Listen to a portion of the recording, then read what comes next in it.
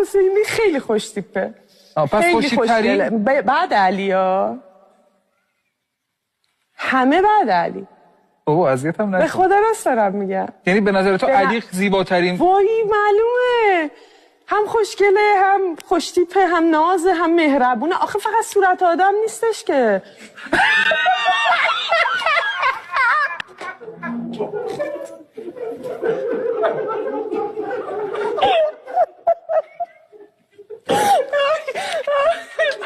وای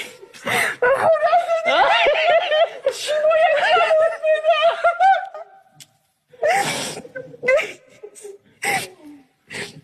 نه به نظر من همشون بد علی. نه